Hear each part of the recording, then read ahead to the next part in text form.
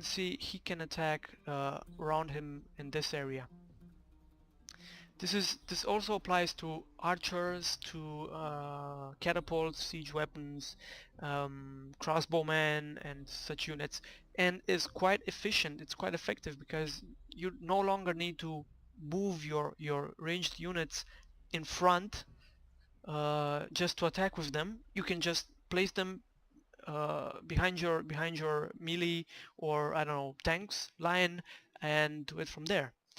Um, Another big change in this game is the fact that units no longer stack upon the same tile. If you can see, I've got this big robot here, the giant death robot, which is sadly enough the only unit from the future age. I just find that sad, really.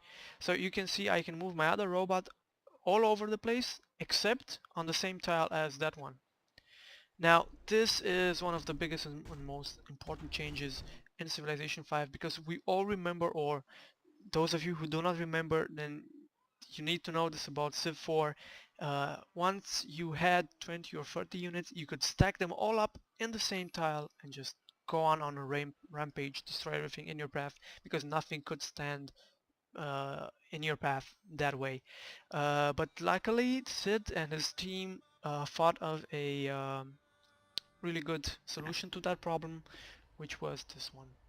Also, another thing in this game is that strategic resources are actually really strategic. That means, as you can see here, once you have iron, you just don't have iron, you know, like until you can build billions of units based on that iron necessity, but you can only build the amount that you have in pieces, so to say. You know, I have 2 pieces of iron, 8 horses, 0 coal, which is really sad, 4 oil, 0 aluminium, which is almost really sad as well. But consider the fact that this is a 1 city challenge, it's not that bad. Although you need to be careful about this when you're playing, and you're, for example, you're playing on a map that is with islands or continents. If, for example, you um, just go on an all-out war against your neighbors and just kill everybody in your path, and you have control of the entire continent, once a new type of strategic resource appears on the map, it will most probably not appear within your territory. This is really frustrating because, yeah, at least this happens when I play against the computer. I'm not sure how it happens in multiplayer, but when I play against the computer this happens. It's almost always like this. It's almost like you can never use, um, um, you can never get enough strategic resources because the random generator, or I don't know, the map generators puts them in another location that is not at all close to your empire. So let's just set up a quick game now. I'll just go shortly through what each of these guys can. If you want to read all about them, you can pause the game. You can pause this video and just look there. My personal favorites are Napoleon because of the culture bonus, which is great. Then Gandhi helps really much if you're playing uh, a harder game, so to say, where happiness counts a lot. And then the biggest, my biggest, I'm Caesar's biggest fan because of this great 25% production bonus when you're playing with him in your other cities. Right, so let's just choose Siam, and yeah, continents level is 4. It's between settler and deity, and 4 is, you know, like the normal difficulty. It actually says normal difficulty. Okay. Alright, so there were a lot of other stuff that I wanted to talk Greetings about. to you, great King Rom Kong So, Hang, leader of the glorious Siamese people. so O mighty king, I've basically told you about the race, the range thing on other units. I told you about the hexagonal view. I told you about unit stacking. Surrounded by foes, beset by bloody Right, war and there is a grinding bug in poverty, this game the clever if and you're loyal playing on Siamese bigger people maps, have endured and triumphed. which I don't recommend for the beginning. You know, you could just use smaller maps to learn how the game works and such. But if you are playing on bigger maps and you make a big ass empire, so to say, once you hit 69 or 70 cities, then the game will crash. There is absolutely nothing that you can do but wait for the patch. I haven't actually checked out if there is a patch for this. Hopefully there is, but there isn't anything else that we can do at this point and wait for that patch to come out and clear out this problem. Um, yeah, a big also a big thing that is a big new option in this game is the fact that there are now city states all over the map. City states are kind of like computer opponents, um, that that are always neutral. They cannot make settlers, so they cannot have more than one city. Ancient. Uh, they will usually give you all sorts of stuff if you ally with them, if you give them money. For example, if you are friendly or allied with a cultured city-state, then it will give you more culture per turn. Oh, Im Namen des großen deutschen Volkes heiße ich euch guten willkommen. Abend. Yeah, Bismarck. So now, let's get back to the game. Where was I? Oh, exactly, city-states, they are really important in the whole economy of the game. And if you're playing like with Siam, and they have, I think they have bonuses towards city-states, and you also get the patronage, what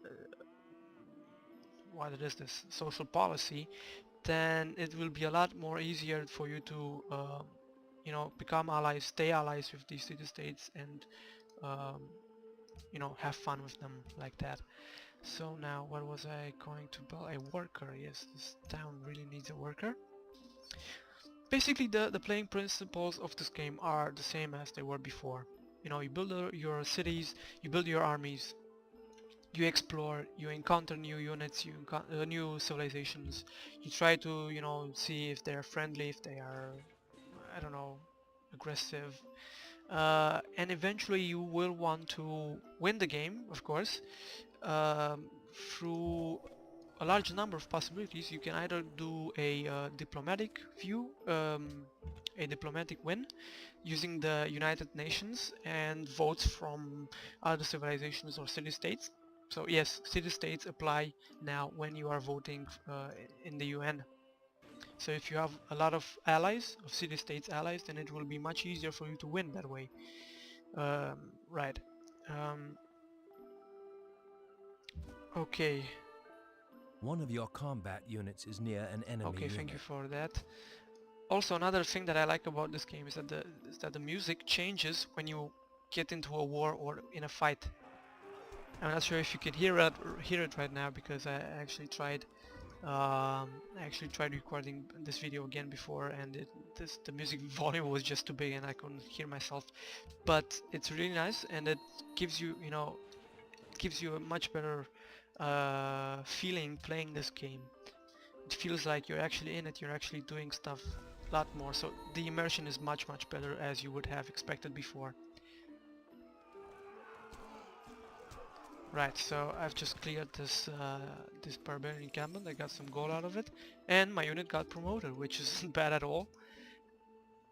So, city-states. City-states are Exactly, small I've just countries. discovered a city-state.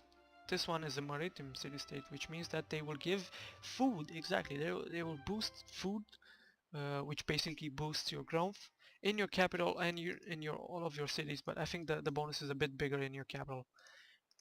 Let's see what I can upgrade here. I just use drill because this is like the best one to get right now. So there are lots of interesting stuff that you can do in this game. Be careful, it's very addictive, and the alarm We clock have a unit that is option on the verge of being... from Civilization 4 exists no longer. and I have to admit that I used it a couple of times because you can just lose hours playing this game. You'll never see it coming, but just be careful when playing it. I think I should be coming to an end to this video. So I also need to say what disappoints me in the game, because this is really important. I feel that Sid has made this game a bit too simple. Thou shalt. I mean, the interface looks great the way it does now. It was much too loaded and much too complicated in Civilization 4. I can agree with this, but the fact that there is nothing interesting to do in the modern and the future era is really upsetting. You know, the future era has only one unit, and I've just showed it to you, the giant death robot, and that's it. One unit, one or two researches. Oh, the Приветствую Germans тебя, and the незнакомец. Russians are near me. That won't end well. For them, of course, because I will kick their asses. So let's just look at the technology tree right now. Now I Excuse will me. not excuse you. So this is the future era. So you get the particle physics, the nuclear fusion, nanotechnology, and then future tech, which repeats itself each time you do it. You know, like in the other Civilization games as well. But the future era has basically three, because the future take only increases your score, so it doesn't give you anything in the game, right? So basically there are three researches for the future era and just one unit. That is bad. That is just not good at all. Also, the modern era has lesser stuff to do than, you know, it's like, I think the industrial era is the same with the modern era in units and technology, so it's not that nice. I would have expected more. That is it. I'm not going to say anything because it's just getting boring. So I would have expected more unit diversity, also from the other eras, because uh, basically, I'll give you one short example. There aren't any more longbowmen, which they were really nice in the first in Civilization 4. You know, in Civilization 4 you could have really used those longbowmen, and lots of other units aren't around anymore. Um, but I do highly recommend this game, so go ahead and buy it, play it. You will not regret it. Uh, and also what I do recommend is going on the forums and making pressure for an add-on or some Shall declare. mods that have more, you know, uh, more content, more units, and I don't know, even flight more, maybe more technologies as well. So I hope you've enjoyed this. Hit me back with comments, questions, and if you've liked the way that I've introduced the game, then maybe ask for a really, you know, an in-depth review of the game, you know, gameplay of it, how tips and strategies, and I will try to make that a video as well. So thanks for listening, and till next time, guys.